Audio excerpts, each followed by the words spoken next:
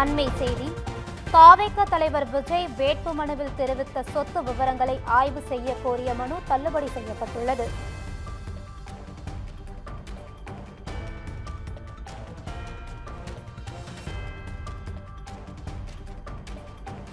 தாவேக தலைவர் விஜய் வேட்புமனுவில் தெரிவித்த சொத்து விவரங்களை ஆய்வு செய்ய கோரிய மனு தள்ளுபடி செய்யப்பட்டுள்ளது.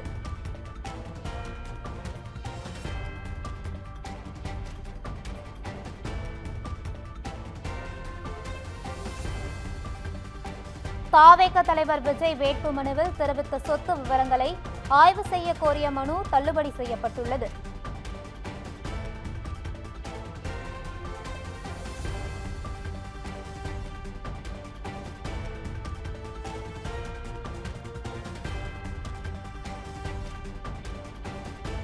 தற்பொழுது கிடைத்துள்ள முக்கிய செய்தியை பார்த்து வருகிறோம். தாவேக தலைவர் விஜய் வேட்புமனுவில் தெரிவித்த சொத்து விவரங்களை ஆய்வு செய்ய கோரிய மனு தள்ளுபடி செய்யப்பட்டுள்ளது.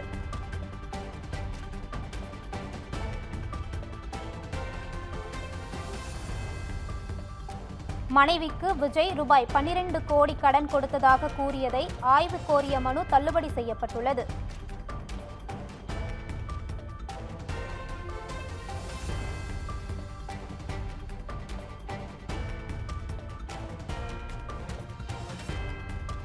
தாவேக தலைவர் விஜய் வேட்புமனுவில் தெரிவித்த சொத்து விவரங்களை ஆய்வு செய்ய கோரிய மனு தள்ளுபடி செய்யப்பட்டுள்ளது.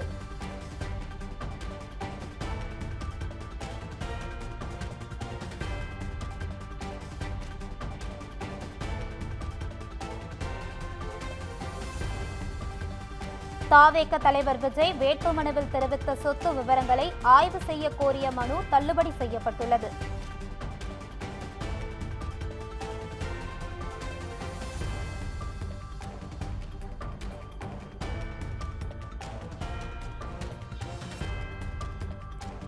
தாவேக தலைவர் விஜய் வேட்புமனுவில் தெரிவித்த சொத்து விவரங்களை ஆய்வு செய்ய கோரிய மனு தள்ளுபடி செய்யப்பட்டுள்ளது. இது குறித்த தகவல்களை தருகிறார் நமது செய்தியாளர் சக்திவேல். வணக்கம் சக்திவேல், விவரங்களை பதிவு செய்யலாம்.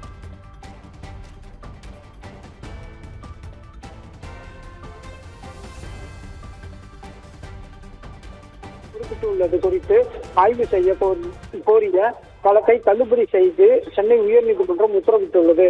சென்னை பெரம்பூர் மற்றும் திருச்சி கிழக்கு தொகுதிகளில் போட்டியிடும் தாவேக தலைவர் விஜய் தாக்கல் செய்த வேட்புமனுவில் 100 கோடி ரூபாய் வித்தியாசம் உள்ளது குறித்து வருமான வரித்துறை விளக்கம் கோரி பெரம்பூர் தொகுதி வாக்காளர் தாக்கல் செய்த வழக்கு ஜூன் மாதத்திற்கு தள்ளி வைக்கப்பட்டுள்ளது. இந்த நிலையில் வேட்புமனுவில் பெருந்தொகையை மனைவி உள்ளிட்டோருக்கு கடனாக வழங்கியுள்ளதாக விஜய் தனது வேட்புமனுவில் கூறியுள்ளார். இது குறித்து ஆய்வு செய்ய கோரி மற்றொரு வழக்கு தாக்கல் செய்யப்பட்டுள்ளது.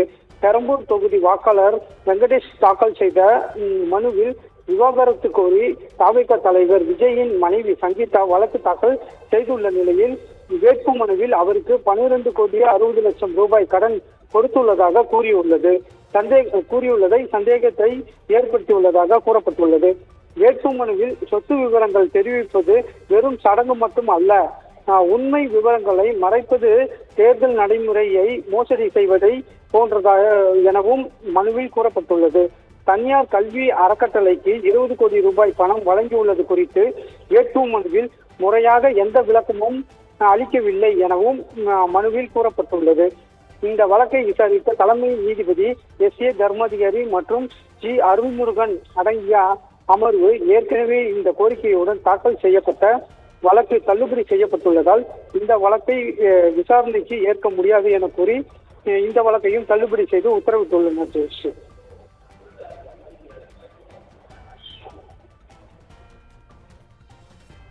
விவரங்களுக்கு நன்றி சக்திவேல்.